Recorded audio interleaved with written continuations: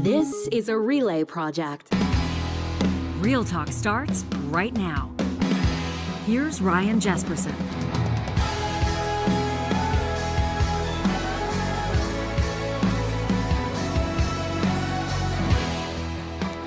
Friends, we want to welcome you to a special edition of Real Talk today.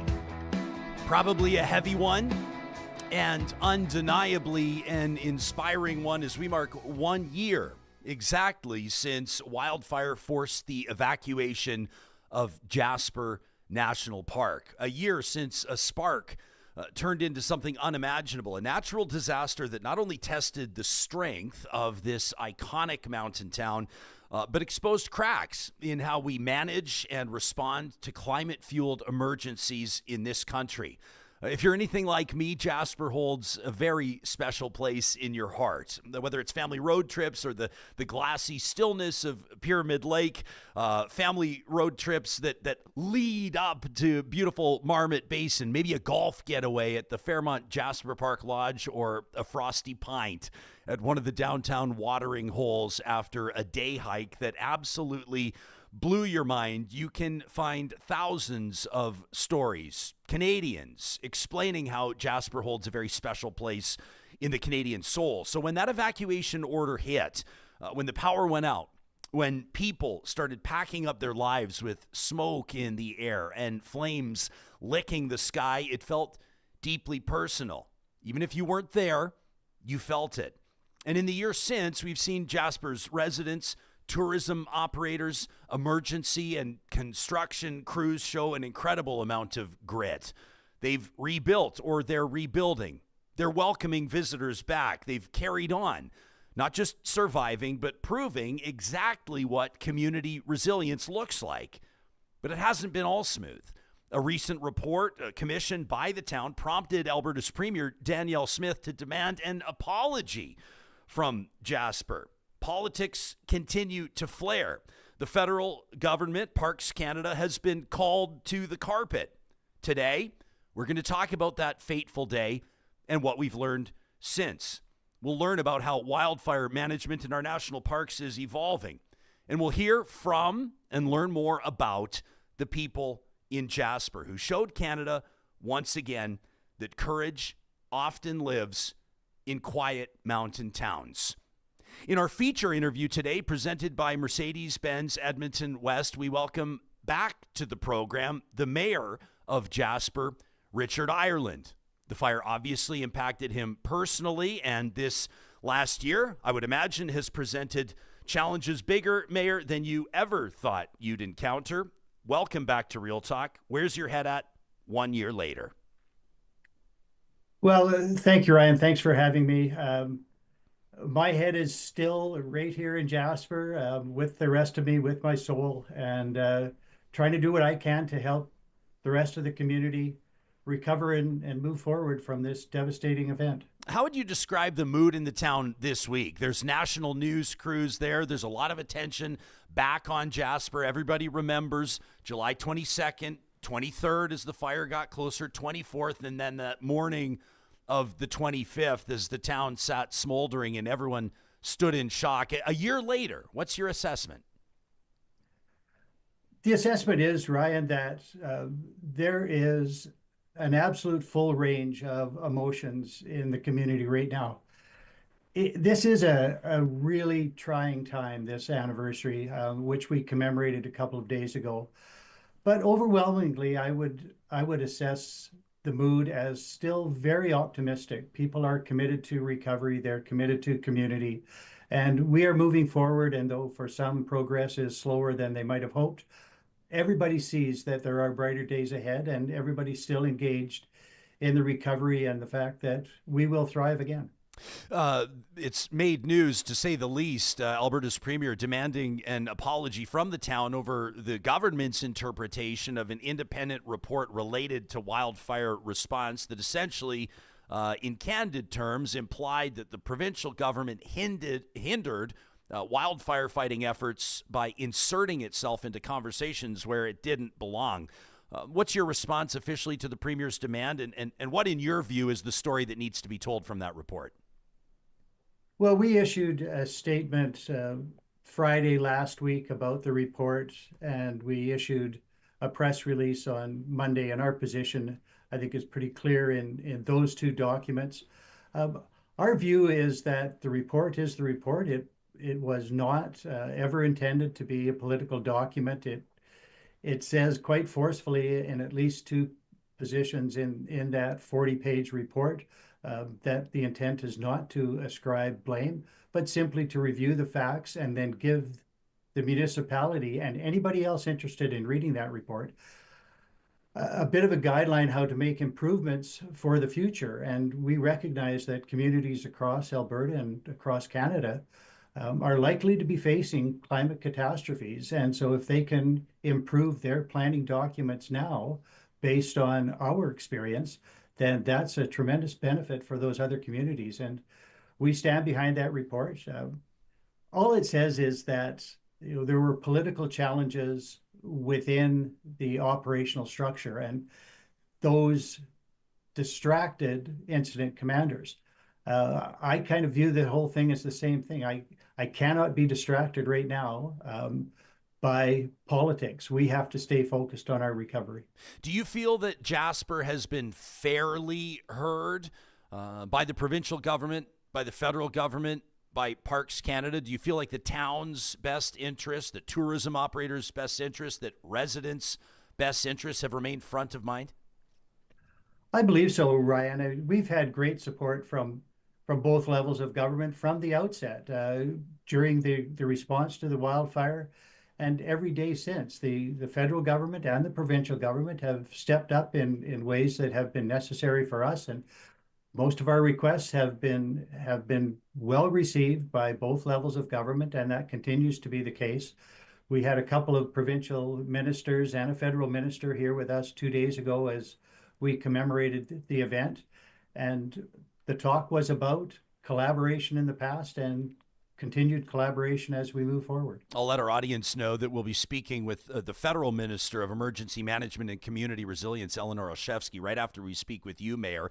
Obviously, Jasper's tourism economy was hit extremely hard by road closures, evacuations, power outages, and obvious infrastructure damage. Have the two levels of government, support-wise, do you think matched the scale of that impact? Or what still needs to happen?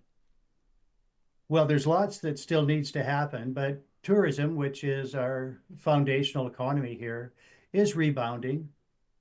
As you mentioned, we've lost infrastructure, hotel rooms within the town and surrounding the town, outlying commercial accommodations.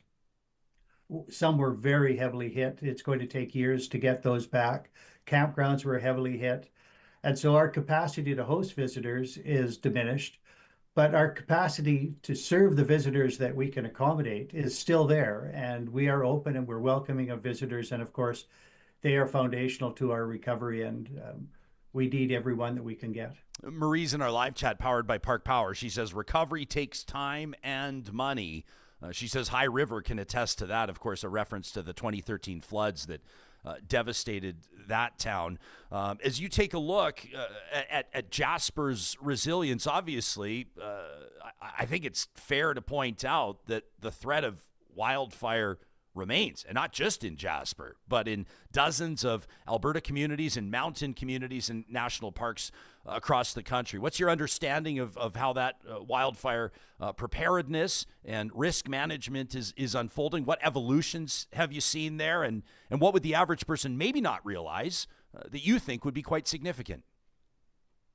Well, from our local perspective, we have been aware of the risk of wildfire, of course, for decades. We are encased in a forest here. We're a forested community, as are so many other communities across Alberta and through the north of Canada. So we had taken actions, and although the public may not be fully aware, I mean, a lot of the work that we did in preparation for the event of a wildfire was successful. As you will well know, Ryan, 70% of our community was saved. All of our critical infrastructure was saved. And it's important that other communities look at the way we were able to achieve that so they can have similar results. We are still under threat. Parks Canada has done significant work on the bench lands just west of Jasper. We're still threatened by a forest to our west, which we always thought was the highest risk in any event, and that forest remains. But more work has been done, and we are hopeful that that work will continue. It's an ongoing process, but we understand that the federal government is fully committed to that work on the landscape and will be for decades to come. Mr. Mayor, we've heard from residents, from property owners, from hoteliers in the town of Jasper that have described some of the challenges that they're encountering. And many of these may be one-off stories, and many of the stories differ. But the fact of the matter is some of their rebuilds have not happened as seamlessly or as quickly as they would have liked. Has there been a moment of realization for you, or is there something that still remains as a significant challenge for those stakeholders that you think that the rest of Alberta and Canada should know about? The challenges are over such a broad swath, Ryan, it's hard to pick any one. Time, of course, is the real challenge. As I said, although we saved 70% of the community, we did lose 30%, that's 358 structures. Just the practicality of getting crews in here to start that rebuild is enormous. We are a small community, relatively remote. Our nearest neighbor, Hinton, which came to our aid, of course, during the evacuation and throughout our recovery process, has been great, but that's 80 kilometers away. And so just to bring in the crews to start the rebuild is a significant challenge. I'm not sure that there's anything we can suggest that could change that, certainly not in the short term, but other communities might learn from that experience and start planning how they might deal with the challenges of rebuilding a small town in a remote setting when we don't have the local labor force to do that. Mayor, through this episode, we're going to hear from elected representatives like yourselves. We're going to hear from stakeholders. We're going to hear from people in the tourism industry. We'll hear from the director of golf operations at the JPL. I'm just curious, generally speaking, on a personal level, on an emotional level, even on a physical level, your message to the rest of the country and people around the world that will see this. What does healing look like? What's the one message you want to send to people that may not yet have been back out to Jasper? Healing is different for everyone, Ryan. Everyone has their own circumstances, everyone has their own perspective, and everybody needs their own time and space. And so what I would say to Canadians is understand that we still need support. And you were right in your introduction. The support we got initially was simply overwhelming. The love that people have for Jasper was palpable, and it was so warmly received by us. We really did appreciate to hear from Canadians and international guests how valued Jasper is in their memories. We just ask that continue, because recovery is a long, long road, and we will need that support. And that support can be demonstrated in lots of ways, and certainly we welcome visitors. Every visitor to our community helps us recover. But also understand that people are still grieving. And even as we move through the rebuild and recovery, the scars on the souls of people who live here will last forever. And so visitors and others simply need to understand that there is still ongoing grief, and be respectful of people in the community, but understand that we welcome your support and welcome your visitation. Mayor, I'm going to be out there with my family soon. I hope to run into you on the street, and if not, I'll look forward to the next time our paths cross. A huge shout out to you for your leadership through these trying times, and all the best. Thanks for making time for us out of the gates today. Well, thank you for your interest, Ryan, and I look forward to your visit out here. You got it. That's Jasper's Mayor, Richard Ireland, in our feature interview presented by Mercedes-Benz Edmonton West, the best or nothing. In 2 minutes, we're going to hear from the Federal Minister for Emergency Management and Community Resilience. After that, we'll talk to Bob Covey from the Jasper Local. You know, these conversations happen with the support of Real Talk partners like Athabasca University. That's Canada's open university with world-class accredited online degrees and courses designed so you can complete your education wherever and whenever it works for you. That might be in the field of forestry or some other scientific application. That may be in human resources. You name it, they've got it. Hundreds of programs and courses await. And the best part about Athabasca University, your only commute is to your device. I want to give you a heads up on our next episode of the show, July 25th. In partnership with Athabasca University, we'll present a Real Talk Roundtable for accessibility, Pride Month. Hear from 3 people firsthand on gains we've made in accessibility across the country and some of the challenges that still remain. You can learn more about the AU Advantage by visiting athabascau.ca.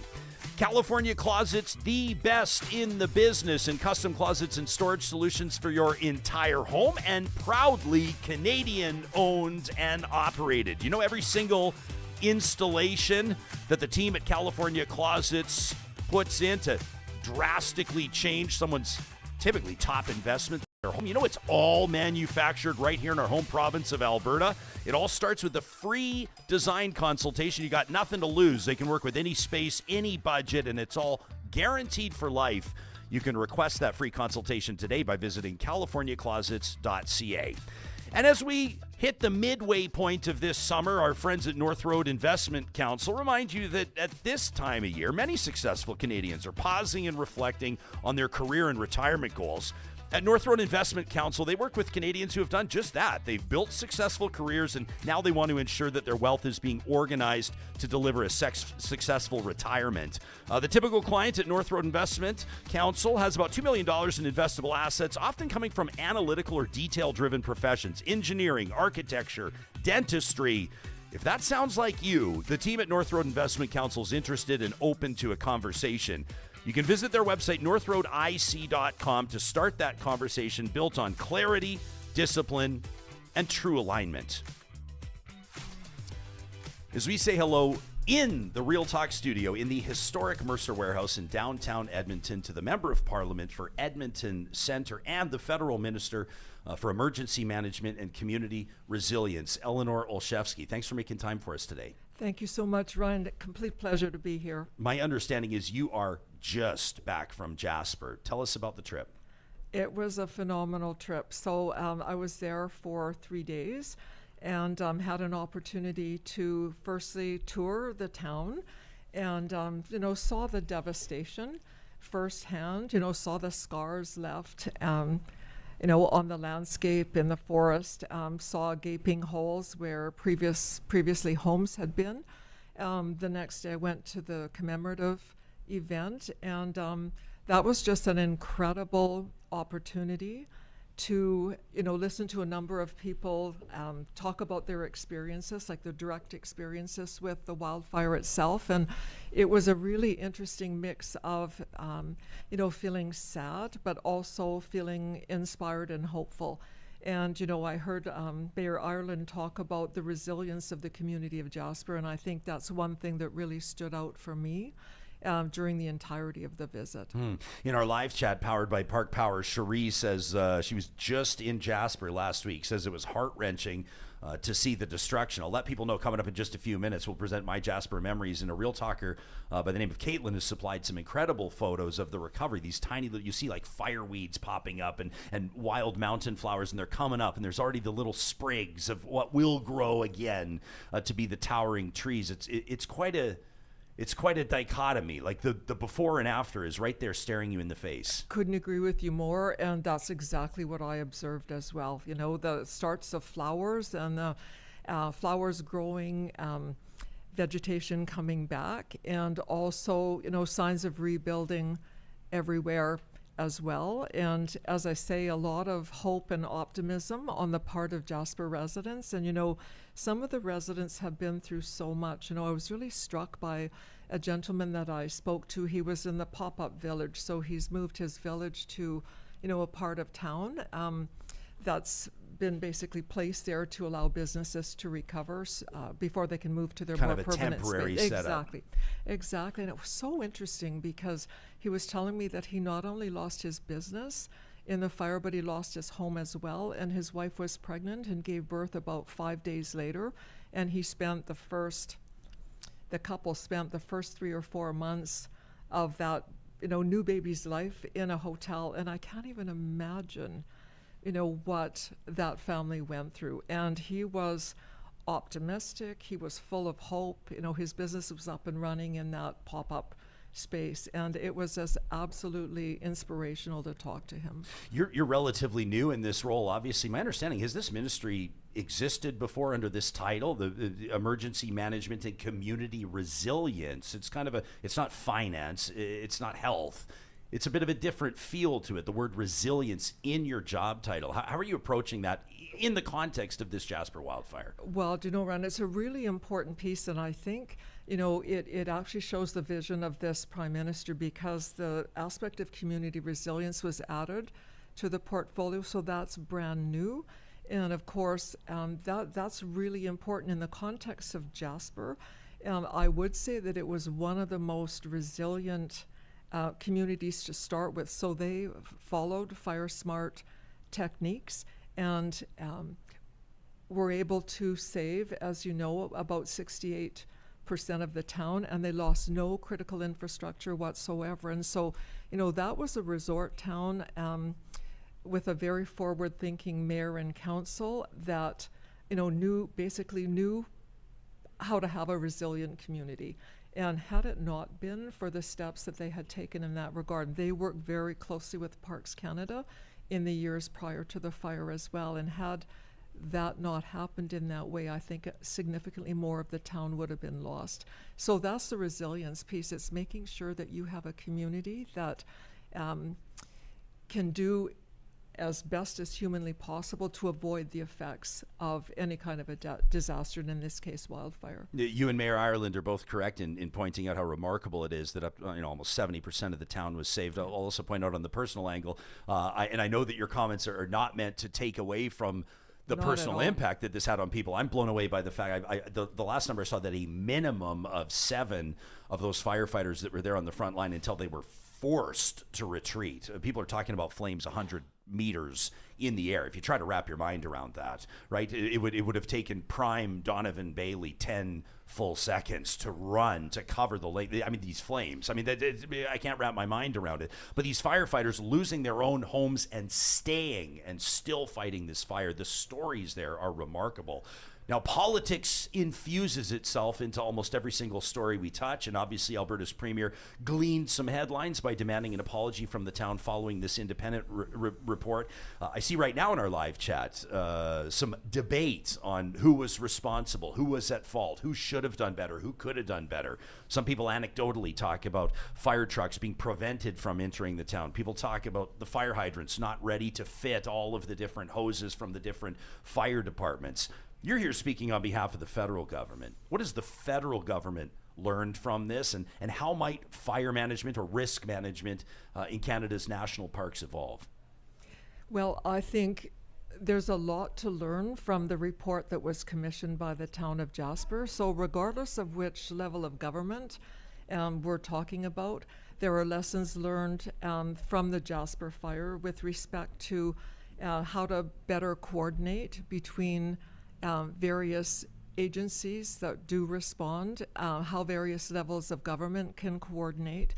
The report also speaks a great deal about what worked very well, and one of the things that worked well was a unified command center. And so the report is actually filled with commentary that will be really useful, not just for the federal government, but for municipalities as well, as they look at what they can do to help avoid or make better, some of the things that occurred during the Jasper fire. From a federal perspective, our role, the way that firefighting is managed, incidents are managed, is the first response is local, and it makes sense. It pretty much has to be.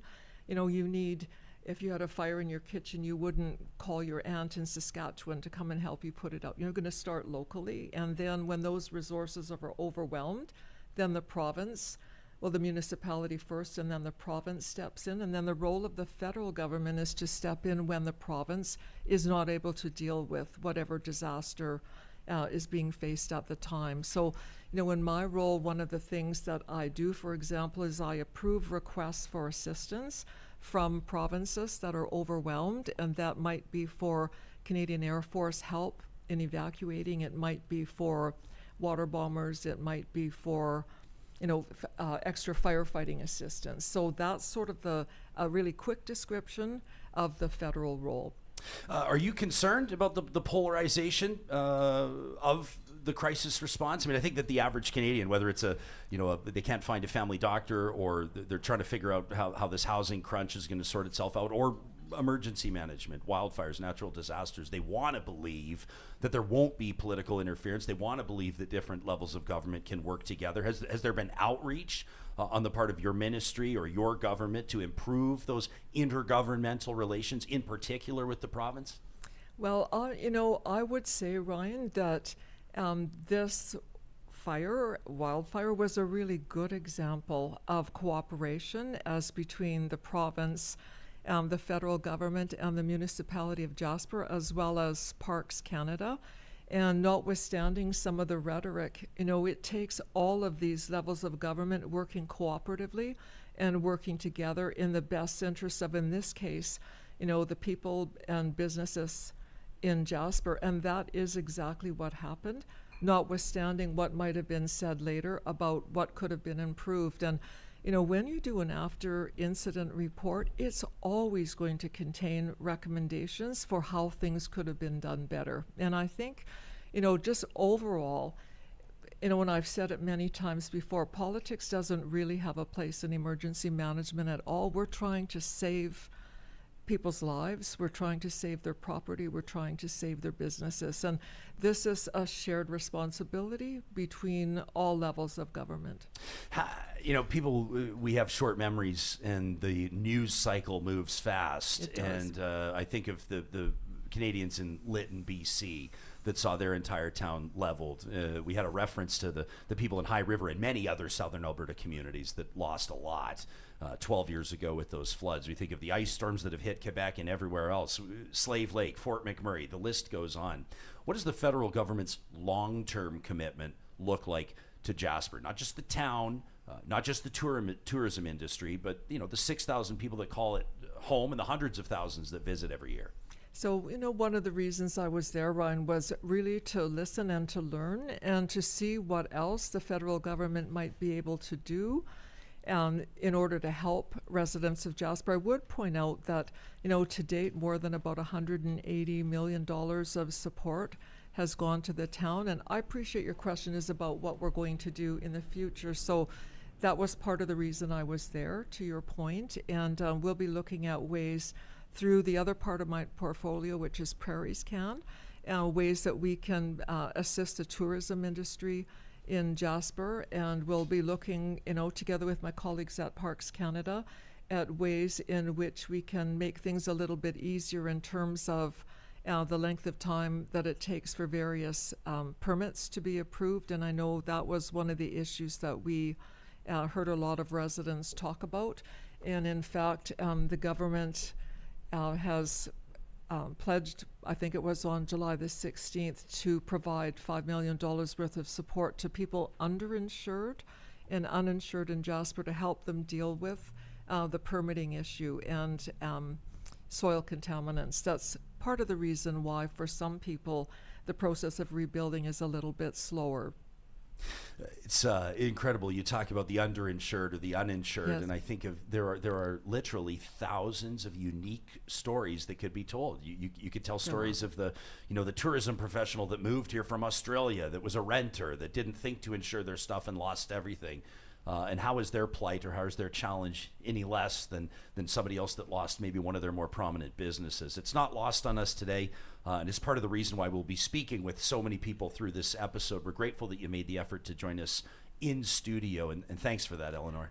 Thank you so much, Ron. And I just, if I might, I'd like to add one comment. And, that really is that, we all need to make sure that we're ready for situations like this, and that we have evacuation supplies ready, and that we're able to even stay in place in our homes for a period of 72 hours. So I think that, and there's an online resource, it's called Firesmart, and members of the community can go there and learn about how to fire smart their homes and how to take steps to make sure that this kind of loss can be minimized. So I really would encourage Canadians to do that.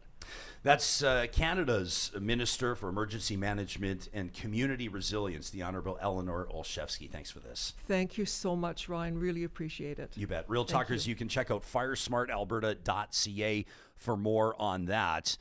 The Jasper locals, Bob Covey, coming up in just a moment. First, we're talking a lot about communities. We're talking about Jasper and nearby communities. We think of our fellow Canadians in Fairmont that welcomed evacuees with open arms. We think of our fellow Albertans in Hinton that have done so much to accommodate not just Jasper evacuees, but also the hundreds and hundreds of construction professionals, disaster restoration professionals that are out there rebuilding this magnificent town.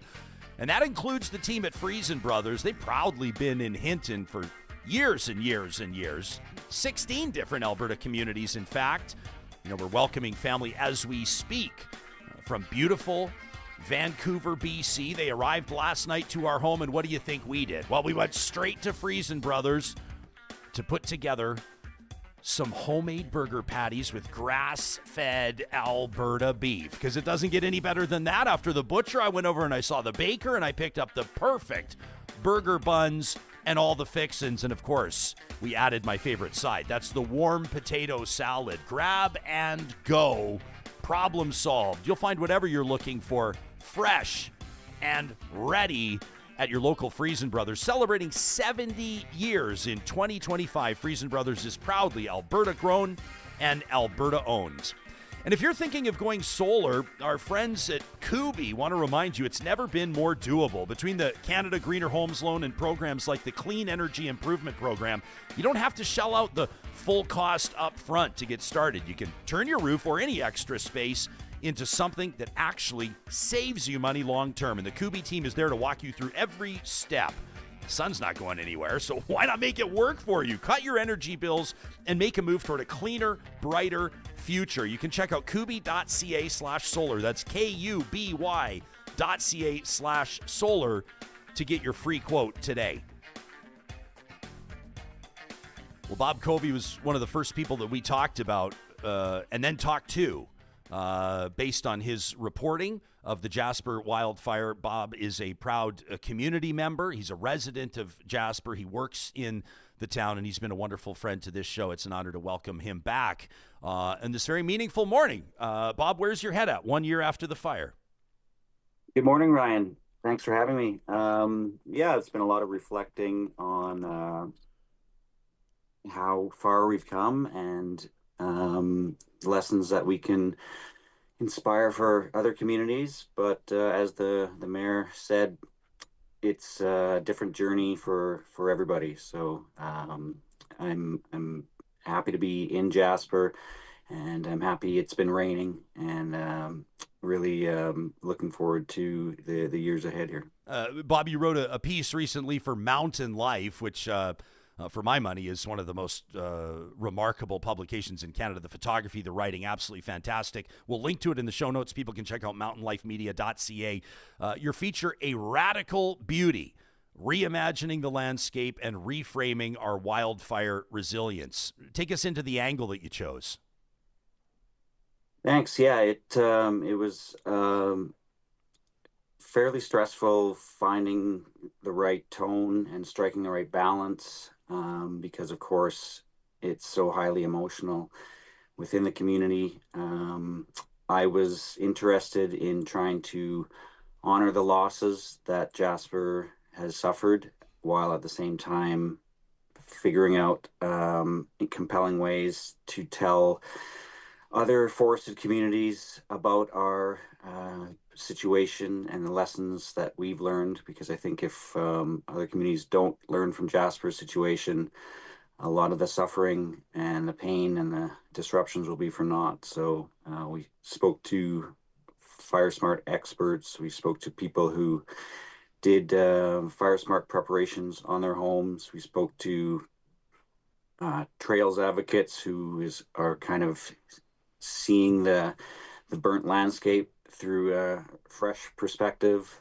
And we spoke to people who've been displaced and sort of floating around precariously since the fire. So I wanted to try to capture a sense of what Jasper's been through, but we also sort of didn't feel like it was necessary to try to relitigate the impossible choices that emergency crews would have had been faced with on those throughout those terrible 24 hours of the firefight. So it was a challenge to find the right tone, but I'm getting good feedback, and I appreciate you bringing it up. Yeah, of course. We'll be talking to Tourism Jasper CEO Tyler Riopel right after we talk to you, and I want to ask him the same thing. But it's a community that welcomes an estimated 2 million visitors a year, which is wild to wrap your mind around. But I would imagine that means that tourism operators and everyday residents are asked, I would imagine, sometimes more than once a day about their experience. You're reporting locally. Like I said, you work there, you live there. Talk to me about how you've been approaching your journalism with what they describe as a trauma-informed lens. How have you been operating?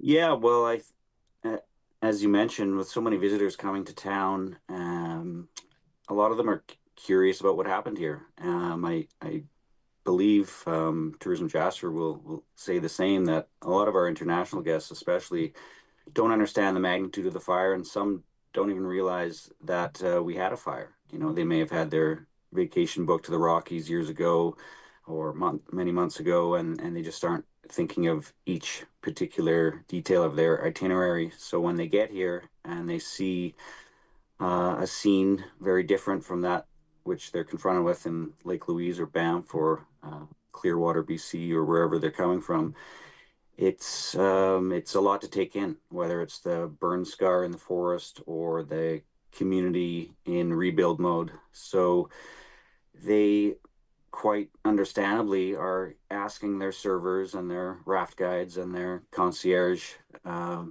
staff what went on, and a lot of those folks may have lost their homes. Certainly all of them have been affected by this fire.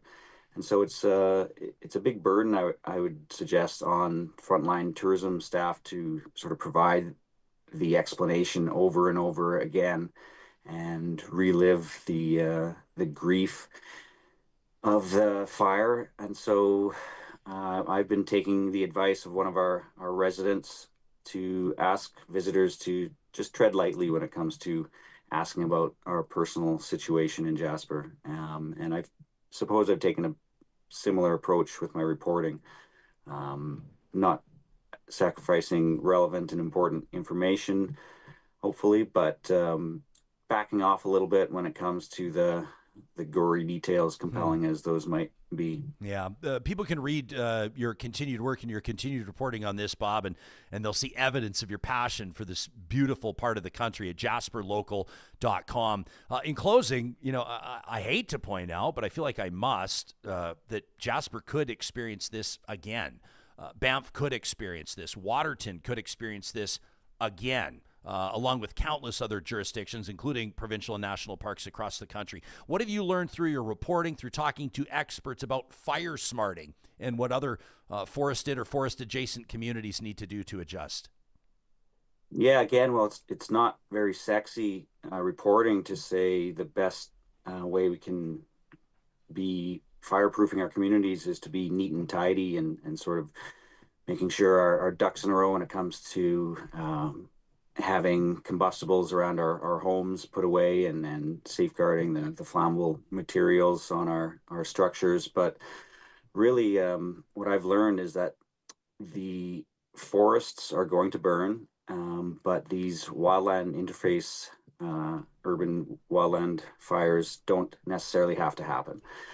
We can do a better job of empowering our residents to do their part around the 30 meters around their homes, and that goes a long way in helping the firefighters fight the fires and protect the communities when these fires inevitably do occur. So a FireSmart expert that I talked to said if he had $1 million, he'd spend 90% of that money within 30 meters of the home. He was adamant that these battles can't be fought in the forest, and the way that these fires come in through ember showers and firebrands raining down on vulnerable communities is how these communities burn. So it's important that we each take ownership of our communities, our neighborhoods, and our own homes. And as boring as that is from sort of a news cycle reporting perspective, it goes a long way to be neat and tidy around your house. Yeah.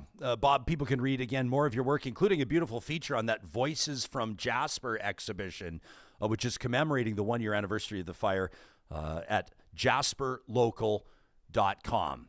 Bob Covey is the one that makes that happen. Thanks for your friendship with the show. And thanks in advance, by the way, when we talked to Tahlon Sweenie from the Fairmont JPL's golf course, you've provided us with some up-to-the-minute photos of that course as it celebrates its 100th year. Thanks in advance for those, Bob. Thank you, Ryan, and hope to see you out here soon, maybe swinging a golf club. And happy anniversary, and congrats on 1,000 episodes. Really appreciate that, Bob. Thanks very much. I'll see you next time we're out in town. That's Cheers. Bob Covey. You bet. Typically on Wednesdays, in partnership with our wonderful friends at Tourism Jasper, we present MyJasper Memories. We thought this week it might make sense to do it on a Thursday through this special episode. And this edition of MyJasper Memories comes in the form of an email to the show from a Real Talker named Caitlin.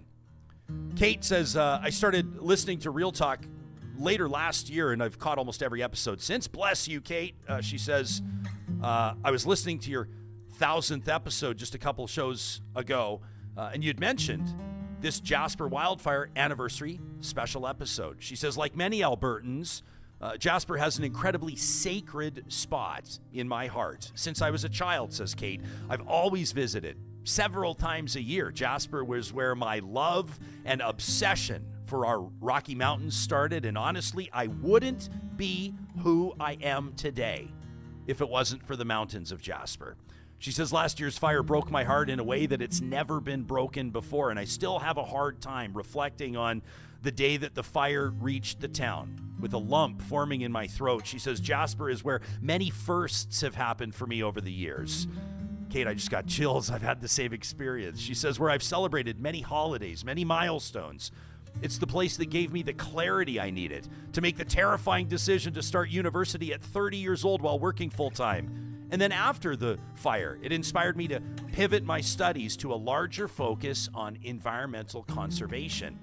Cait says, I've been back to Jasper many times since the fire, determined to see every single season of the new forest's succession.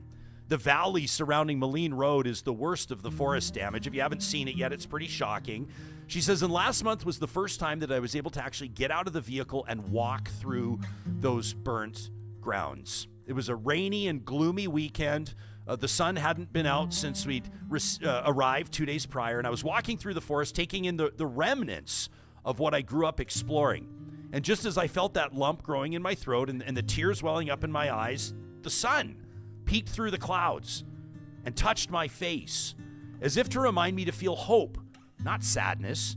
It was one of the most profound and heartwarming experiences I have ever had in nature. Cait says, before the sun disappeared again, a single yellow flower caught my eye, emerging from the ashes, backlit by the fleeting sun. She says, I took this photo that you're showing on your screen right now as a reminder that the forest once may be gone, but, of course, nature a process, that new forest already beginning. Cait says, I've been an amateur photographer for 7 years now, and some of my favorite photos to date are the ones I've snapped of Jasper's regrowth. And she says, I'm sharing them with you so you can share with the audience, even if it's just to remind your viewers or even just you and your team that Jasper is rebuilding, is regrowing, and is just as beautiful as it always has been. She says, thank you for making it to here, and thank you for sharing our stories. That from Real Talker Cait. Incredible stuff.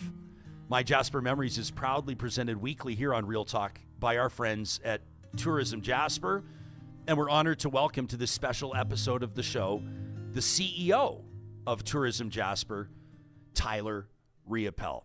Tyler, welcome back to the show on this anniversary, 1 year after the fire. Where's your head at?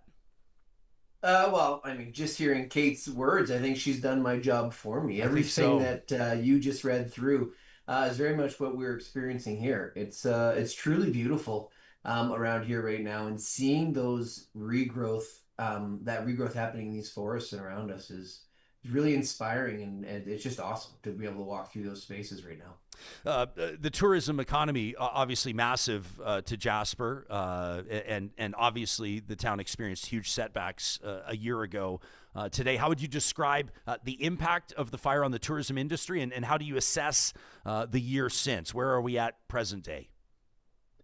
Yeah, I mean, clearly when we had this incident happen last summer, we were all filled with uncertainty and really trying to understand what recovery would look like, because we know that the tourism industry and visitors in Jasper is the way that we get through this, and it's the way that our businesses stay open, it's the way that our community stays employed, and it's the way that we recover. And so there was a lot of uncertainty, and we've really seen an outpouring of support through the winter. It was really with our regional audiences and those Albertans that loved to come ski at Marmot Basin and enjoy Jasper for the awesome winter experiences. And what's really been inspiring is to see the rebound this summer with our international audiences and our visitors that come from all over Canada and all over the world. They're coming back into Jasper, and they're seeing Jasper, some through for their first time, and seeing an incredibly beautiful place that is inspiring and awesome, and clearly had a little bit of some fire impact around the community, but it no less diminishes their Canadian Rockies experience and their love and appreciation for the place. And so I'm really happy to say that we're seeing strong summer numbers and strong visitation this summer, and the strong visitor traffic in the community that we had hoped for is coming true, and that's all we can hope for right now this summer. I feel like Cait kind of did my job too Right. with that email, but I've described myself. My friends kind of poke fun at me. I'm like an evangelist for Jasper, just because I've told you this story in past interviews. I grew up in Calgary. I didn't my first time visiting Jasper, I was like 30 years old. And my jaw dropped when I saw this town. I felt like it had all of the modern amenities that anyone would ever need, but it still had maintained this small town charm and still does. The sense of community there. I thought it was interesting. The minister's job title, Community Resilience. Jasper is like a case study in that. What would you say to people that are watching from maybe Eastern Canada or BC or maybe Holland that have been hesitant to return to Jasper, that feel like maybe now is not the time? What's your message to them? My message has always been that now is the time, and that the community is open and welcoming visitation. And I think right now Jasper actually creates a really intriguing opportunity to see nature in motion and to understand what happens through things like climate change and natural processes. And it's really unfortunate that there was some impact on our community. But our community's sense of place and pride in place is so evident now, more than ever. And it's locals that have grown up here and spent many years here and have their own memories here they're the ones welcoming visitors with open arms and ensuring that experience and that expectation that people have when they come here is still very much intact. How about this from a filmmaker? Mariah Braun is watching us live on YouTube. She's in our live chat, powered by Park Power. She says, my boyfriend and I love Jasper so much we do day trips from 4 hours away. That's got to be music to your ears. On a serious note, Tyler, and I asked Bob Covey about this before you, people often talk about so-called disaster tourism and the emotional toll that can take on operators and on people that are working in the tourism industry. What resources are available for people that are working in tourism? And could you maybe just give us a thought on kind of the appropriate way to explore Jasper? Yeah, thanks for asking that. It's really important to understand that I think curiosity is natural, and I think it's human nature for people to want to understand how things are impacted and see it with their own eyes. And the biggest request we have is just around responsible tourism and conducting yourself in a way in a community that has residents that are sort of experienced a broad spectrum of impacts. And as much as everybody, from a visitor welcoming side, we want to meet the visitor where they're at and ensure they have a great experience. We ask that visitors do the same to our residents. And so, if you have curiosity, we can understand that. We can appreciate that. Parks Canada has done a great job of opening up some trails to ensure that people can walk through a fire impacted forest. But that means that there's some trails that are closed, and they're closed for a reason. They're closed for safety reasons. So we ask people to stay out of closed areas. Likewise, in our community, if there's areas that, there's signage up saying that it's really residents only, it's because that area, we're trying to keep that area away from the public spectacle, because it's really not about a spectacle. It's more about allowing our community to heal from some very real impact and some very real trauma that happened this time last year. So the overall request is be responsible, be respectful, take pictures of Jasper for the beauty that is Jasper and the amazing peaks and the beautiful pristine lakes around us, and maybe avoid taking pictures of some of the impacts from last summer's event. This community is not defined by last summer. This community is defined by our ability to come together and by what's ahead of us. I love how you put that. Tyler, thanks so much for making time to talk to us. We're going to check in now with a few of the stakeholders in Jasper, and I look forward to hearing their stories firsthand. But you deserve commendation, you and your team, for the leadership that you've shown and the resources you've provided through unimaginable circumstances. Keep up the incredible work. We couldn't be more proud to work with you. Yeah, thanks for that, Ryan, and thanks to your entire team for all the support and partnership, not only with this past year, but for the last number of years. We really appreciate it. You got it. That's Tyler Riopel. He's the CEO of Tourism Jasper. You can check out more about the work that Tourism Jasper is doing and the incredible memories waiting for you in this beautiful mountain town at jasper.travel. A reminder, all the way through till the Labor Day weekend, till September 2nd, Parks Canada is offering free admission to all travelers and 25% off camping fees at participating locations. You can learn more on their homepage. That's jasper.travel.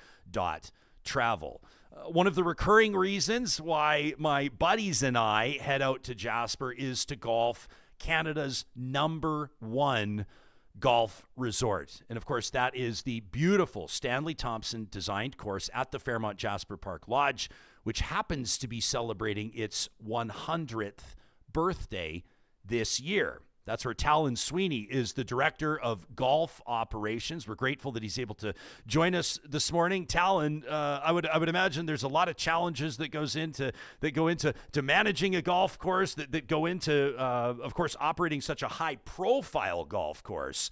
But when you joined the team there years ago at the Fairmont, do you ever imagine that you'd be encountering the challenges you have over the past year? No, absolutely not, Ryan. I think it's probably the last thing that I thought we would need to be doing as we're getting ready for our 100th anniversary. But that's the situation that has occurred, and we're making the best out of the entire situation, and we've been able to open and celebrate our 100th anniversary, and it's been awesome. It's been outstanding, and we've had nothing but great feedback so far. So it's been great. Can you, looking back a year after this fire, what stands out to you most about that recovery journey for the course and the surrounding landscape? Can you give us a sense of what was damaged and what wasn't, and basically what you and obviously this significant team has done to get the course open for July 1st? I mean, if I had to say, if we had to use one word, it's resilience. Obviously, when I had the ability to walk the golf course for the first time since the evacuation in mid to late August, I think it was about August 19th. Obviously, that walk was incredibly emotional and one that took, obviously took a long time to sit in and to be able to come up with the plan on moving forward and what we needed to do to get the golf course where we needed to get it today. And it's been an incredible amount of work. We wouldn't obviously be here without all of the efforts from our turf care team and our head superintendent and all of the suppliers that helped us out with equipment to be able to close the golf course last season and then get to where we are today. But it's taken a lot of help from a lot of specialists from around the country, a lot of shoulders we've leaned on to certainly help to get us where we are today. And it's truly been incredible, the transformation over the past 12 months. I mean, we removed 7,000 trees off the property. We're ongoing with our mainline irrigation install. We've currently in the process of hydro seeding. We restored 7 green sites, 6 tee boxes, 2 bunkers this year so far, and we have a lot more work on the go. We basically have a 3-phased approach to our restoration, and we're well on our way, and the feedback's been great so far. I've heard a lot about how Stanley Thompson, this iconic course designer 100 years ago, designed the course in a way that a century later looked a little bit different with the expansion of trees and how forests grow. How did this natural disaster impact the return, perhaps, to what Stanley Thompson originally envisioned? Can you help us understand? Yeah, absolutely. I mean, if you're to think 100 years of growth since the opening day, Stanley's vision, obviously, where a lot of the trees were situated leading up to pre-fire. When you're in a national park, it's quite hard to remove trees. There's a lot of permitting required. So at the end of the day, we were a little bit overgrown, and that would hinder our opening conditions. And obviously, the fire has taken care of that. The majority of the trees on the property, on the golf course itself, were obviously destroyed by the fire.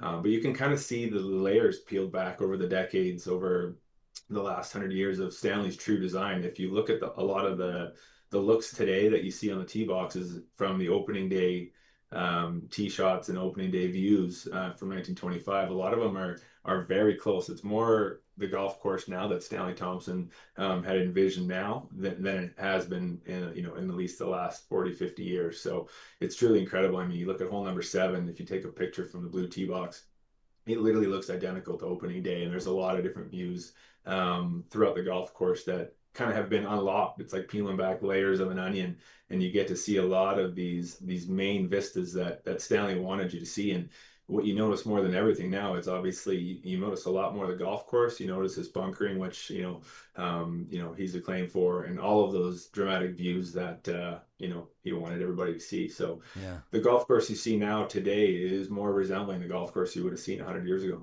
I can't wait. I'm hosting. I'll be returning as host of Tee Up for Tots at the end of August in support of the Stollery, which is an annual tradition where the Fairmont rolls out the red carpet for folks, and it's just one of the most incredible experiences annually. And there's moments where I stand on these fairways. I mean, truthfully, Tahlon, I'm like in the trees looking for my ball. I'm very rarely standing on the fairways, actually. But you just marvel at the views around you. It doesn't matter where you look. It doesn't matter what hole you're on. It's incredible. I have to imagine that the 100-year, the centennial milestone, had its meaning deepened as a result of this fire. What do you hope that guests, including longtime visitors, feel when they return to play the course now, a year after the fire, 100 years after it opened? Yeah, I mean, I hope they truly feel, all the progress that has gone on, and all the hard work that the teams have been putting in to get the golf course to where it is today. I mean, at the end of the day, it's almost a miracle that we were actually able to open the golf course this July 1st and be able to celebrate at some level our 100th anniversary.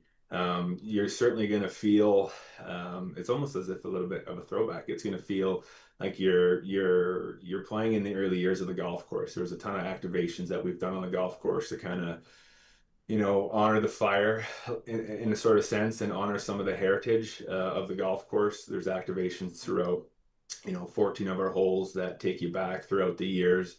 We've put a historical timeline in the starter's hut, which is one of the last pieces of infrastructure that survived on the golf course. So we've paid homage to, obviously, the last 100 years, everything that Stanley has done. And at the same time, just try to show all of the efforts and work that our team has done to truly get to where we are today, because it really did take a team to move the mountains that we were able to accomplish here. And it's really special.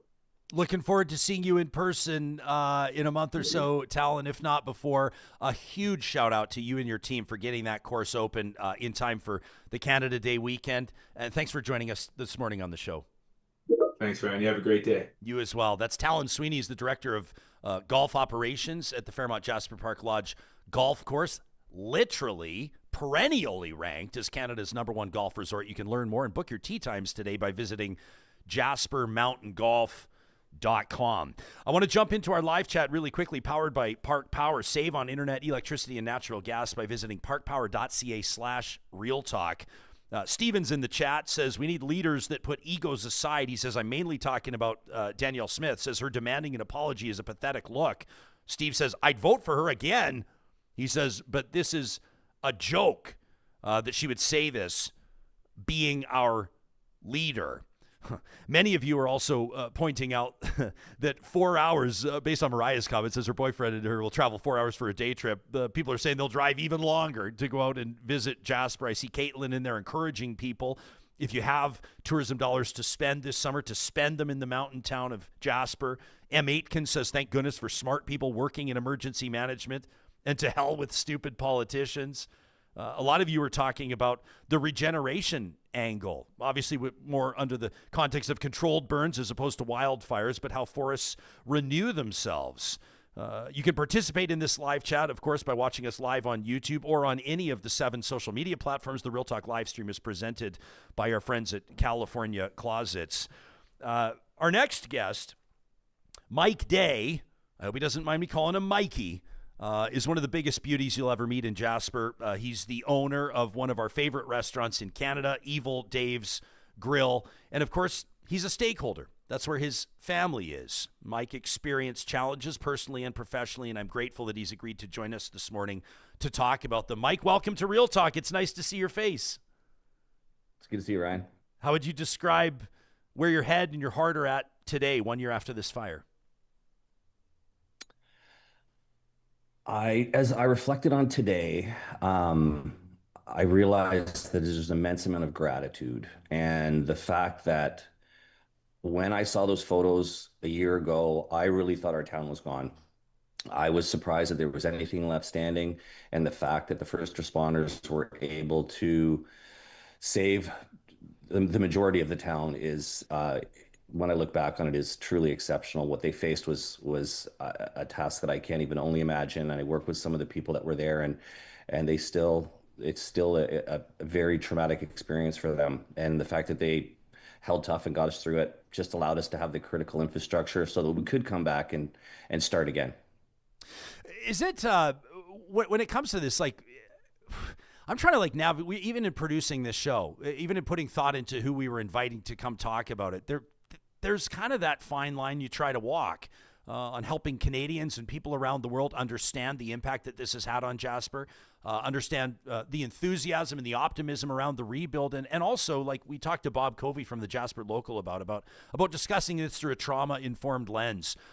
Is this difficult for you to talk about to the degree that maybe you wish people would stop asking you about it? The way I prefer to deal with situations like this is to talk about them and to try to learn from them and try to somehow find something that can be a positive that we can pass along to the next community, that things that we learned, just as the execution of how they were able to save our critical infrastructure came from the experiences of Fort McMurray and Slave Lake. So when I look at what can we do now, I can't change the past, but what we can do is try to improve our proactive realities to Western Canadian wildfires, which in my humble opinion, I think we're going to see for the foreseeable future. So I think we need to learn from these and adapt to the fact that this is just going to be part of our cycle every year. And then we hopefully can learn something from the Jasper experience that can help the next community, be it Hinton, be it Banff. I hope it's nowhere that has to experience it, but I have a feeling this is just going to be a recurring experience in Western Canada for us. So, Mike, you moved to Jasper mid '80s, right? Like you've lived there almost 40 years. You and your wife Cindy, 5 kids, 5 grandchildren. You lost your home in the fire. You lost a rental that your youngest daughter was occupying. Can I ask you about the rebuild? Yeah. We've been hearing from a number of Real Talkers, residents of the town of Jasper, property owners, that say that it's taking way longer than they thought it would. Has that been your experience? Yes. We thought as soon as we realized our house was gone, which was the morning after we saw that footage a year ago now, our son was in town doing some structural building removal. And so he was able to let us know right away. And so I think that at that point we thought, well, our house is relatively new. We'll just say to Parks Canada, hey, we'd like to do the same thing again, just to get in the queue to see what we have to do. And that was in August of last year. So I think there's a lot of the process that I was certainly unaware of. I did think we would have started by now.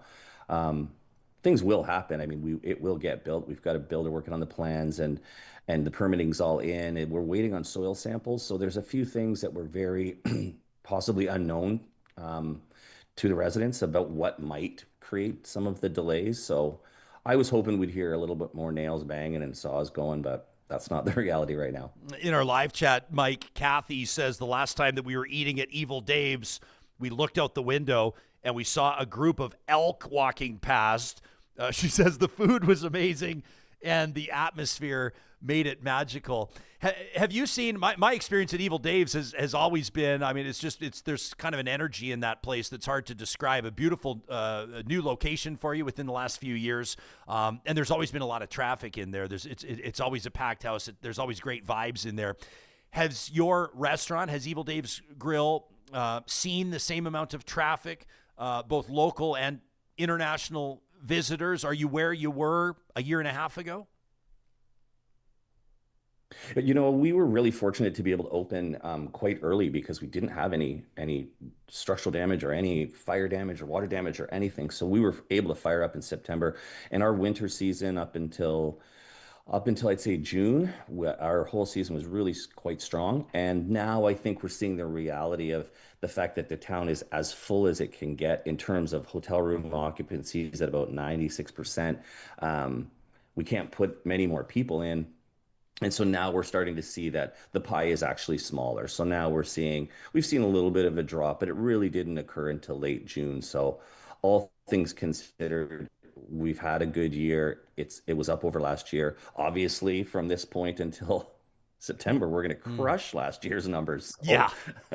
Yeah. So I mean, I hate to laugh at that, but yeah, you will decimate last year's numbers for sure. It's a great time to go try to get a loan from the bank, I would imagine. If year-over-year growth is very impressive. I see at evildavesgrill.com/jobs, you're hiring right now. What's it been like? I'm going to ask Lisa Darrah right after you. She's with Rockaboo Mountain Adventures. What has it been a challenge finding labor, like finding staff?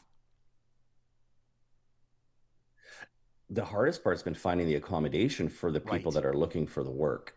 And that's the challenge that we're really having. We've seen a lot of applicants. It's just that we can't find accommodation. We ultimately lost about 80% of our staff accommodation, either through fire or through the landlord taking the place back to sell it or to use it for others in the community. So it's just part of the reality of doing business in Jasper is that we provide accommodation to our coworkers and they in turn work for us. So we're seeing a lot more part-time.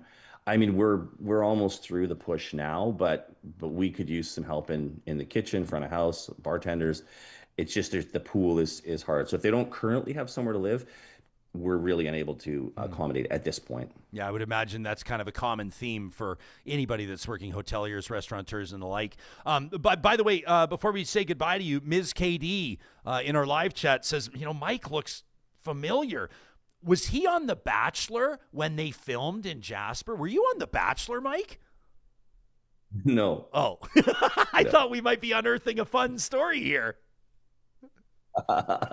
Hey, buddy, it's great to see your face and your signature smile, and I can't wait for my next old-fashioned at Evil Dave's Grill. We'll talk to you soon. Thanks, Ryan. You got it. That's Mike Day, owner of Evil Dave's Grill. Of course, there's the restaurant side. There's the hospitality side, the tourism side, the adventure side. The experience of getting out and seeing those mountains, whether it's Moline Canyon, whether it's a hike, whether it's your first time ice climbing. They've been doing that for years at Rockaboo Mountain Adventures. They've been recognized for their incredible service offerings and their amazing staff.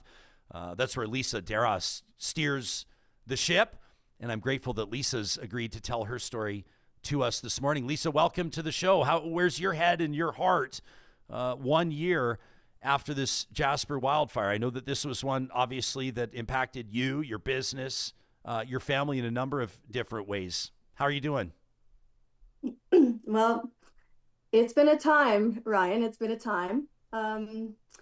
Yeah, we are, we had to be very innovative. We've had to adjust and ebb and flow. And, I think when we originally learned that the fire had hit our community, there was a collective, collapse of us all, and realizing that, this was going to be a significant catastrophic event that was going to change us forever. How we've been affected is we've had to think really fast and on our feet. And, for Rockaboo Mountain Adventures, we lost Maligne Canyon, which was one of our bread and butter locations in Jasper. So when Maligne Canyon, we learned, had been heavily destroyed in the fire, we had to think of other ways of keeping our company alive and helping build tourism. I was very lucky to find out that my home had survived. I couldn't believe it. I had to have a picture to make me really believe that it had survived. But our Rockaboo shop did perish in the fire. So it was severely damaged, and we did lose a lot of climbing gear. So we had to recover from that as well. It's incredible to hear you talk about the loss of your shop. And it's, to be honest with you, and you've provided us with some photos that we can share with the audience. It's really hard. Listen, it's not harder for anybody than it is for you. That's for sure. But I've been in your shop many times, and to see it kind of as a burned out shell, it feels like just a punch in the gut. But like you said, it's not just that. It's not just the shop. It's not just the equipment, but it's the destination. Like losing access to Maligne Canyon. How did your business start to rebuild and recover? Like, what was the first step or two? Well, the first steps that Rockaboo had to take was, we're not going to be able to take the guests to those locations. So can we come up with an idea where we can, we can't bring the guests to the climbing location. Can we bring the climbing location to the guest? And that's where we started to seek out support from Travel Alberta. We applied for grants like crazy. The Red Cross has been incredibly supportive. So we had to find some funds to recreate ourselves. So we were able to build an ice climbing wall in the center of downtown. And that was hugely successful, and it brought this amazing vibe to our community amongst the locals, the local kids. It was right downtown, so people could go grab pizza and sit and watch each other climb. So we started with that. We brought the climbing into the downtown core, and we had to learn how to farm ice really quickly. So you had to learn these new skills very quickly, and we were so happy to be able to keep our guides working. There was a lot of fear in the community of the loss of employment. And because of the ice wall, we were able to keep on 12 of our staff and keep everybody working and busy. And again, try to create a vibe downtown that would help the other local businesses. So it would be synergistic for us all. To walk into my office, and I'm looking at the photos there of what our office looked like. And then to walk in there, I got the keys 6 months to the day of when the fire had happened. And it just looked like a time warp. There was, coffee sitting on the desk. There were flip-flops under the desk. There was a July calendar on the wall. So it was like a time warp, and a reminder of just how quickly that all happened to us and how quickly we had to adjust. I was lucky enough to see this ice. What did you call it? The ice wall, the one that Yeah. your team. Yeah. So I was to see it in person. It was like incredible. And part of me hopes that it'll be a permanent installation, or at least maybe an annual installation come wintertime downtown. Has that been an option? Is this something that maybe could, at the end of the day, expand your offerings? Yes, we really pitched that to get support to have it as a year-round climbing wall, a year-round attraction.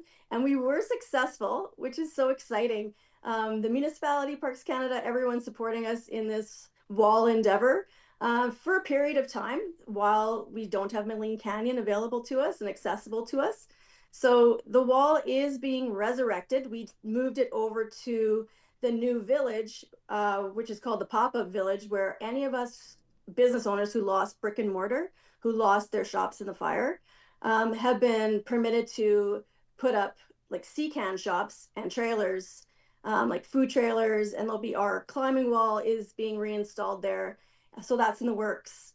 So when you do come to Jasper, visiting the pop-up village means supporting those businesses that were destroyed by the fire. Yeah, we had Minister Olszewski on just, a half hour before you type thing, maybe an hour. Time is flying as we're connecting in with our friends in Jasper, and I'm so grateful for you being here. She talked to us about that pop-up village. How would you, I think I've used the word vibe like 15 times in this episode, but how do you describe it in there? Because obviously it's people that balance sheets have been affected, revenue projections to a certain degree maybe have been affected, personal lives, homes have been affected, but at the same time, like, is there like this palpable optimism of like, hell yeah, we can do this, but we are doing this? At this stage, yes. And we are, 1 year from the fire. There's still a lot of, work that needs to be done, and there's still a lot of support that Jasper requires. But honestly, we are all feeling like we've got some wind in our sails now. A lot of that had to do with when the town opened and starting to see those first visitors come through. We were all ecstatic, and a lot of those visitors were local Edmontonians and local Albertans who came out to support us right away. And that support truly, truly saved us. Having those Albertans come to Jasper and, just renegade and coming in and supporting us and not being overly concerned about some of the aesthetics at that time. Now things are becoming even more vibrant, and we really appreciated the Edmontonians coming during that time. Now we're seeing the international visitors come, so we are, feeling this collective sigh of relief that tourism is back, and it is so amazing to see the pop-up village bustling with people, and that we actually have a place to work out of, because I don't know where we would be if we didn't have the pop-up village and that support, and the support from the grants and Travel Alberta and the funding that came through for some of us. So yeah, we're excited to see what's coming up next. Have you experienced the same thing that Mike Day was just telling us about from Evil Dave's? When it comes to staffing, he says maybe staffing isn't so much of the issue as finding accommodations for the staff. I mean, obviously you hire a bunch of guides. Have you been able to do that relatively seamlessly, or is that still a big challenge? We were, our ACMG guides, we were able to keep them working. That was the biggest thing. A lot of our guides are well established in the community and long-term locals. So they had some of their accommodation. Some of them did lose homes, absolutely. And then a lot of them were able to get into the interim housing. So that was wonderful. Having the interim housing available, before it hit the busy summer period was absolutely crucial. We wouldn't be able to have our guides working if they didn't have somewhere to live. So we've been fortunate that we've been able to retain every single one of our guides.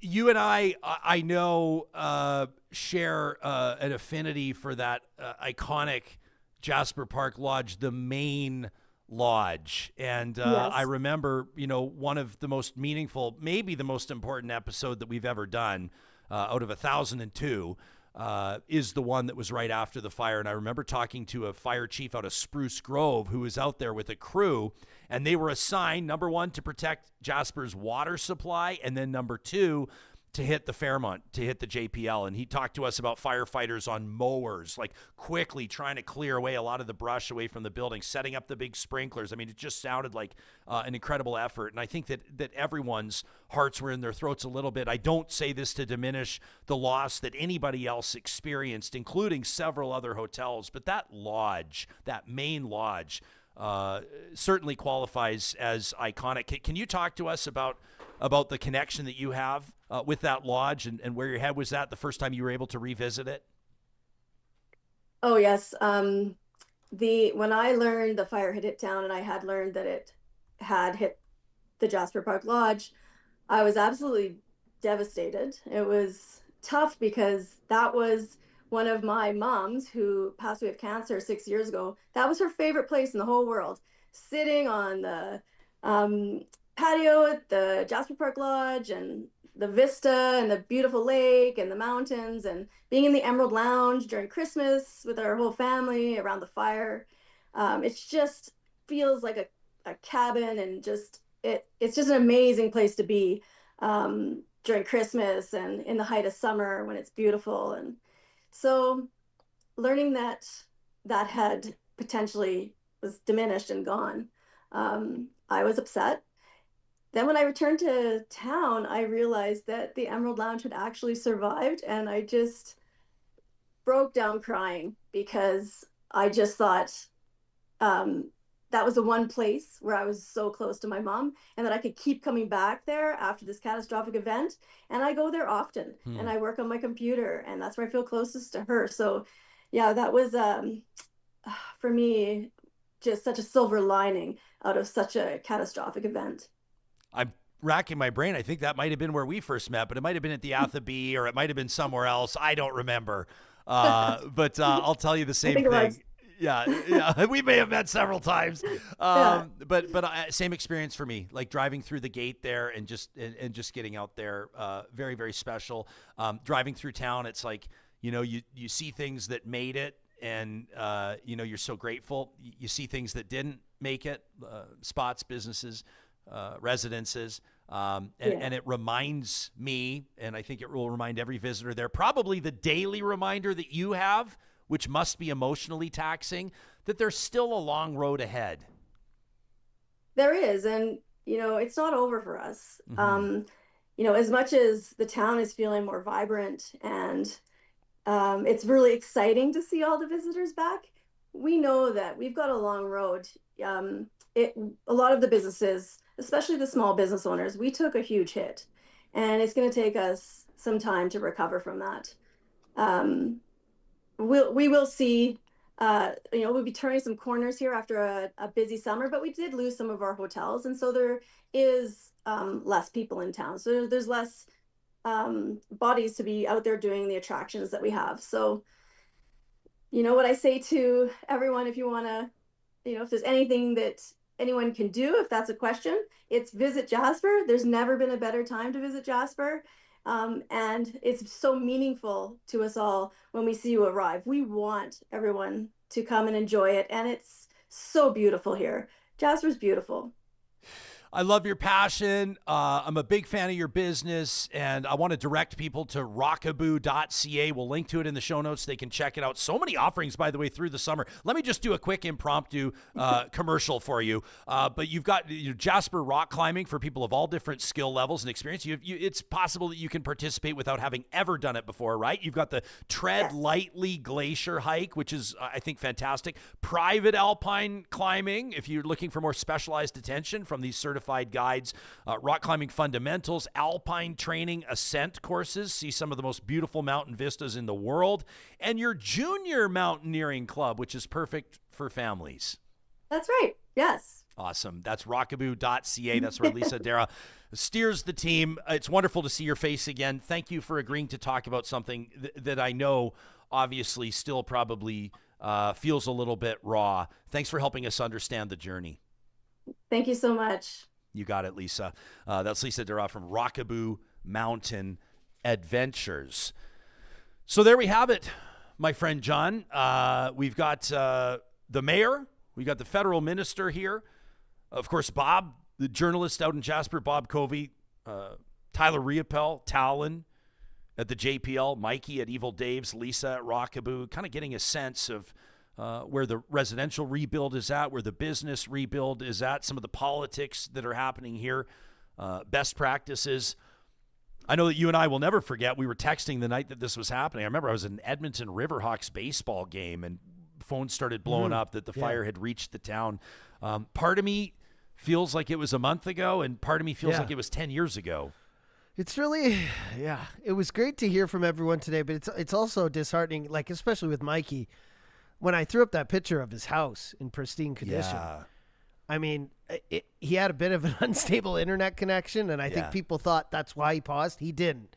He was visibly upset when I put up that photo. Yeah. And it's hard, like, people is one thing. Obviously, they're the most important, but when you lose a home, it's a part of you. It's those boxes in the basements with photos and trinkets and things from your past. It's, the notches on the wall where you marked where your kids were growing up and getting a foot or an inch taller.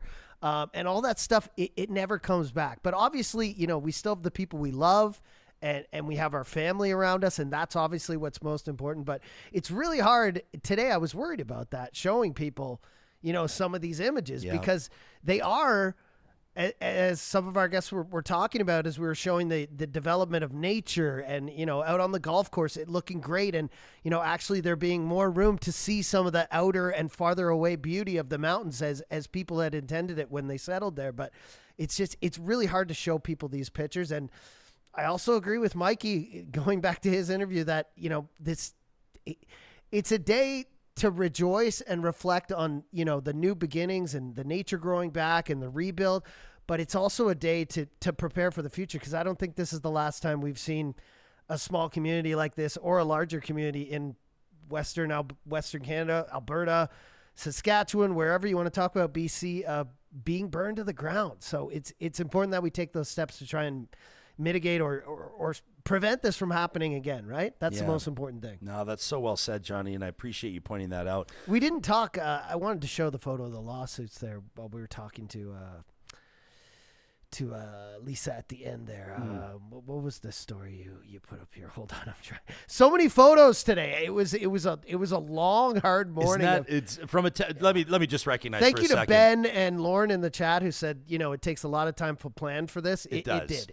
It does, of course. But this is something that's like a labor of love for us, and this was a really important episode for us. I want to point out and recognize what Les is noting in our chat. He says, "Let us remember today Morgan Kitchen, who gave all fighting that deadly fire." Morgan Kitchen, 24 years of age. You can see the report here at cbc.ca. Killed by a falling tree while fighting that fire, and remembered. This was August 3rd when he passed away, just over a week after his 24th birthday. And obviously, we want to take a moment. I saw someone else in our chat, maybe it was Noob, acknowledging that they were heading out to Jasper to remember something along those lines. I'm not sure if that's related to this firefighter's passing, but again, we do want to remember. And I also acknowledge. This is a new paragraph of fresh thought, how remarkable it is that there was not more loss of life, and a credit. We made these acknowledgments as well, during the evacuation and after the Fort McMurray fire, especially in communities where there are not, multiple options on leaving, right? Like if you're leaving Jasper, you're kind of going east or west, right, on the 16. Yeah. And then you can kind of get onto the 93, or you can keep going to Valemont or wherever you're going to go, and ultimately through to BC. But the evacuation, including tens of thousands of visitors at the time, really truly was remarkable. And we want to recognize the amazing work. The people that oftentimes aren't celebrated. We could have interviewed 100 firefighters this morning, and each one of them would tell us a different story.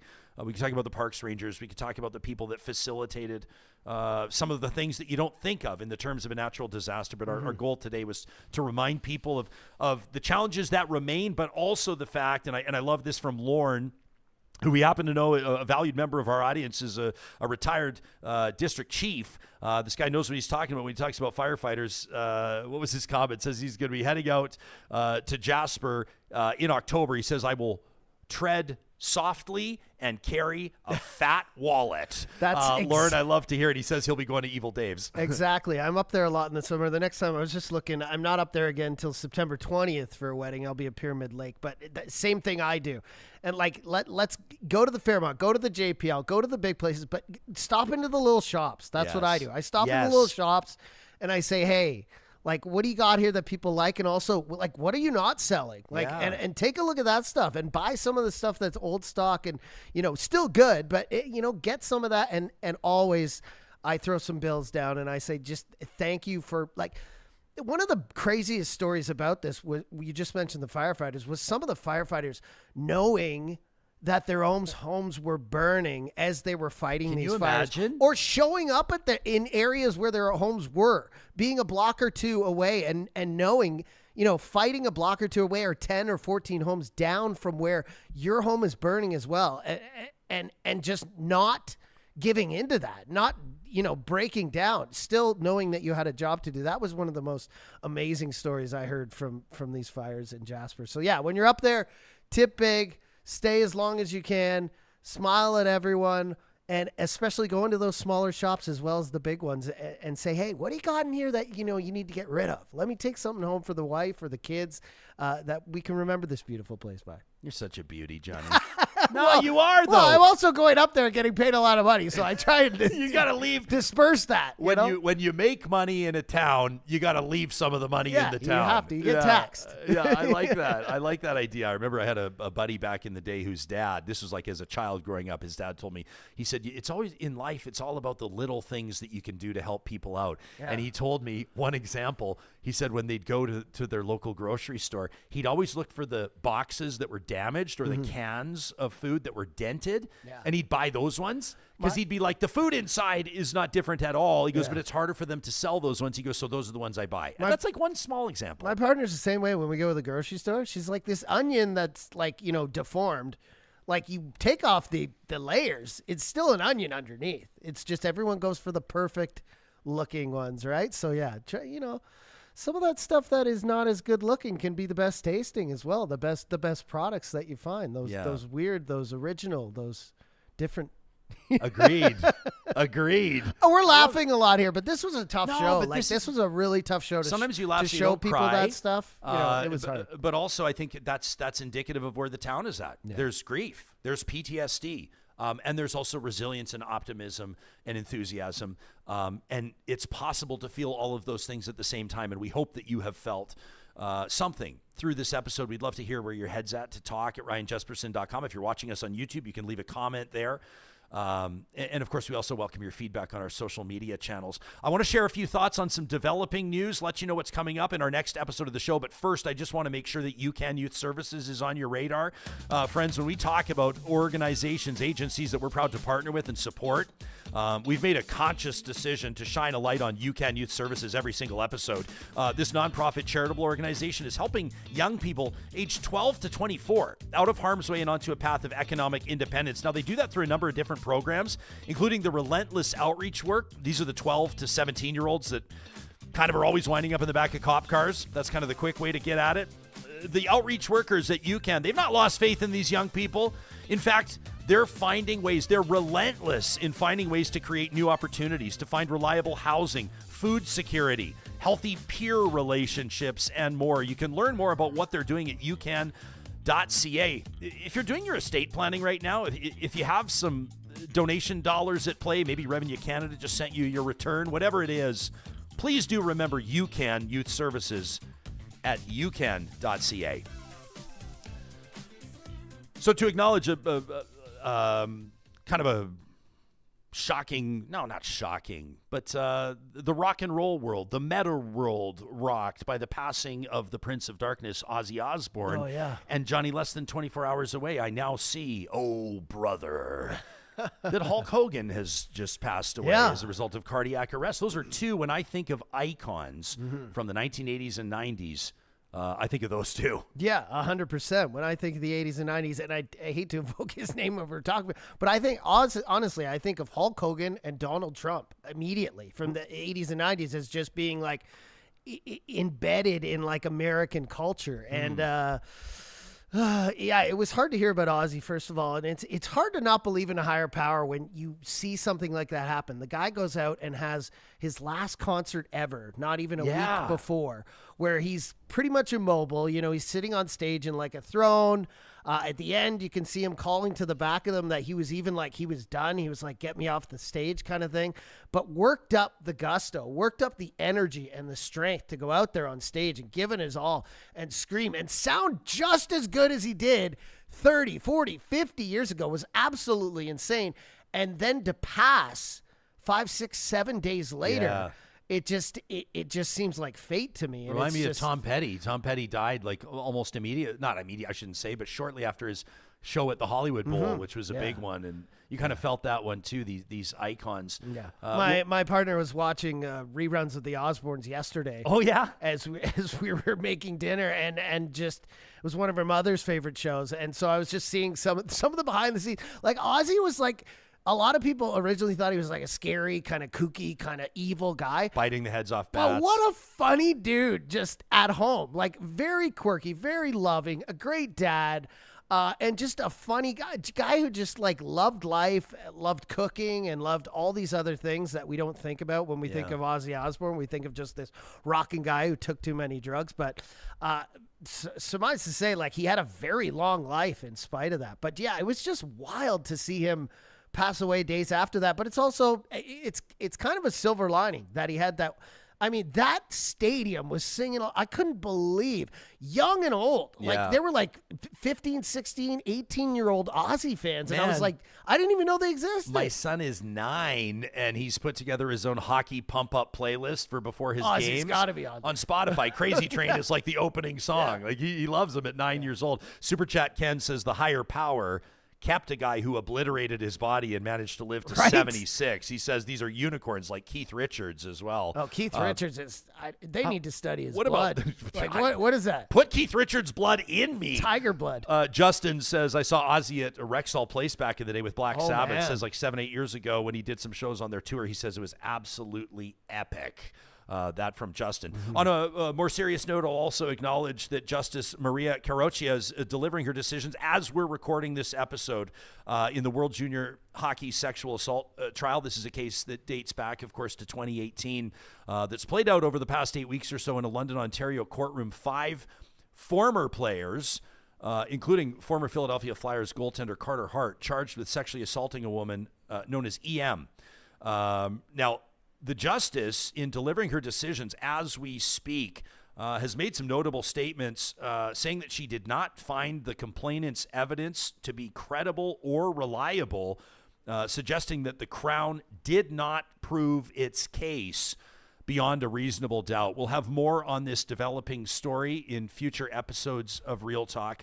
And as we wrap this episode, I want to let you know what's coming up next. On the 25th of July, Friday, we're going to welcome Omar Mualim from Edify and Dave Cornwallier from the Dave Berta Substack for an assessment of what's happening in politics in our home province. And there's a lot happening. Plus, it's Accessibility Pride Month in partnerships with our friends at Athabasca U, a Real Talk Roundtable with real perspectives you won't want to miss. Thanks for being a part of this one, friends.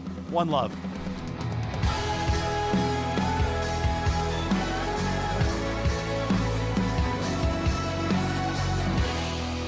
Real Talk is hosted by Ryan Jespersen, executive producer Josh Dunford, technical producer John Hicks, general manager Katie Cook-Chivers, account coordinator Lawrence Derlego, human resources Lena Shepard, website design Mike Johnston, voiceover by me, Carrie Skelton. Real Talk's editorial board is Supriya Dwivedi, Ahmed Ali, Brandy Morin, Ann Castleman, Corey Hogan, Harmon Candola, Catherine O'Neill, and Chris Henderson. Member Emerita, Julie Rohr.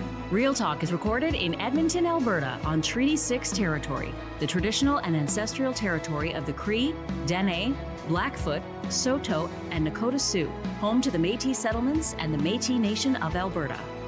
Real Talk is a relay project. For more, check out ryanjaspersen.com.